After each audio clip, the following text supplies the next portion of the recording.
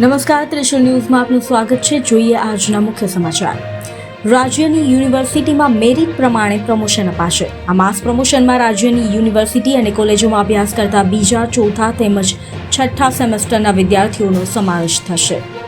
રાજ્યની સરકારી અને ખાનગી યુનિવર્સિટીઓ, ગ્રાન્ટ ઇન એઇડ કોલેજો તેમજ સરકારી અને ખાનગી કોલેજોના સ્નાતક કક્ષાના મેડિકલ, પેરામેડિકલ સિવાયના તમામ અભ્યાસક્રમો માટે ઇન્ટરમીડિયેટ સેમેસ્ટર 2-4 અને જ્યાં સેમેસ્ટર 6 ઇન્ટરમીડિયેટ હોય તેવા વિદ્યાર્થીઓને મળશે મેરિટ બેઝડ પ્રોગ્રેશન. કોવિડ-19 સંક્રમણ સ્થિતિમાં આ વર્ષ પૂરતું મેરિટ બેઝડ પ્રોગ્રેશન આપવાનો નિર્ણય મુખ્યમંત્રી દ્વારા કરાયો છે.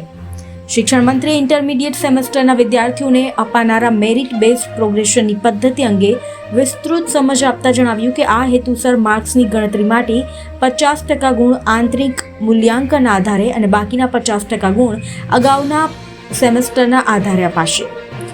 વધુમાં ભૂપેન્દ્રસિંહ ચુડાસમાએ સ્પષ્ટ કર્યું કે જો યુનિવર્સિટી કોલેજો દ્વારા પ્રાયોગિક પરીક્ષા લેવામાં નહીં આવી હોય તો ત્યાં 50% ગુણ આંતરિક મૂલ્યાંકનના આધારે અને બાકીના 50% ગુણ અગાઉના સેમેસ્ટરના આધારે ગણાશે. જે કિસ્સાઓમાં પ્રાયોગિક પરીક્ષા લેવાઈ હશે તેવા કિસ્સાઓમાં પરીક્ષામાં મેળવેલા ખરેખર ગુણ ધ્યાને લેવાશે. ગાંધીનગર ખાતે સીએમની અધ્યક્ષતામાં મળેલી કોર કમિટીની બેઠકમાં લેવાયો મહત્વનો નિર્ણય. વાવાઝોડાથી તીવ્ર પ્રભાવિત 5 જિલ્લાઓ માટે બાગાયતી પાકોના વૃક્ષોનું પુનઃસ્થાપિત કરવા અને ખેડૂતોને માર્ગદર્શન આપવા 4 કૃષિ યુનિવર્સિટીઓ કામે લાગશે. 4 યુનિવર્સિટીના 193 જેટલા કૃષિ વૈજ્ઞાનિકો અસરગ્રસ્ત જિલ્લામાં જશે. બ્લેક ફંગસ ઇન્ફેક્શનનો એક વધુ ચોંકાવનારો કિસ્સો સામે આવ્યો, જેમાં દર્દીને કોરોનાના કોઈ પણ લક્ષણ ન હોવા છતાં અને કોઈ પણ સ્ટેરોઇડ્સનો ઉપયોગ ન કર્યો હોવા છતાં તેને આ બીમારી થઈ હતી. છેલ્લા 2 દિવસમાં આવા 3 કેસ આવ્યા છે. હવે આ થવા પાછળના જવાબદાર કારણો શ્યામ શાહ કોલેજના ડોક્ટર્સ શોધી રહ્યા છે. આ કેસ મધ્યપ્રદેશના રીવા જિલ્લામાં બન્યો છે. ગુજરાતમાંથી સતત ઘટી રહ્યું છે કોરોના સંકટ. રાજ્ય સરકાર દ્વારા જાહેર કરાયેલા આંકડાઓ પ્રમાણે રાજ્યમાં ગત 24 કલાકમાં કોરોનાના 4,251 નવા કેસ નોંધાયા. 8,783 દર્દીઓ સાજા થયા તો 65 લોકોના સંક્રમણના કારણે મોત નીપજ્યા. સારા સમાચાર એ છે કે અત્યાર સુધીમાં 1,50,69,752 લોકોનું રસીકરણ થઈ ગયું હોવાના અહેવાલો છે. તો ગઈકાલે 1,17,524 લોકોને વેક્સિન અપાઈ. રાસાયણિક ખાતરના ભાવ વધારા મામલો કૃષિ મંત્રી આરસી ફળદુનું નિવેદન સામે આવ્યું. રાજ્ય કેન્દ્ર સરકાર 56 લાખ ખેડૂતોની પડખે છે.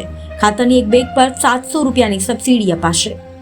સીએમ બીએસ યેદિયુરપ્પાએ કર્ણાટકમાં સરકારી હોસ્પિટલમાં તમામ મ્યુકરમાઇકોસિસના દર્દીઓને સારવાર મફતમાં આપવાની જાહેરાત કરી. કેરળમાં 30 મે સુધી લોકડાઉન વધારાયું, જ્યારે બીજી બાજુ કર્ણાટકમાં 7 જૂન સુધી લંબાવાયું. સરકાર દ્વારા લોકોને નિયમોનું પાલન કરવા અપીલ કરાઈ. સાબરકાંઠાના ખેડબ્રહ્મા અંબાજી માતાનું મંદિર 30 મે સુધી બંધ રહેશે. 20 મેથી મંદિર ભક્તો માટે દર્શન માટે ખુલ્લું થવાનું હતું. હવે ખેડબ્રહ્મા અંબાજી મંદિર 31 મેએ ભક્તો માટે ખુલશે. સોશિયલ મીડિયાના માધ્યમથી માતાજીના દર્શન જોકે કરી શકાશે. જે અધિકારીના માથે સિંહના સંરક્ષણની જવાબદારી એ જ ફેલાવી રહ્યા છે ફેક ન્યૂઝ. રાજીવ ગુપ્તાએ ગીરના નામે ગઈકાલે શેર કરેલો સિંહોનો વિડીયો 13 ફેબ્રુઆરીનો આફ્રિકાનો નીકળ્યો. લોકોને ગેરમાર્ગે દોરીને વાહવાહી લૂંટી. વાવાઝોડાના કારણે વીજપોલને નુકસાન થતાં અમરેલી જિલ્લામાં 4 દિવસ બાદ પણ અંધારપટ જોવા મળ્યું.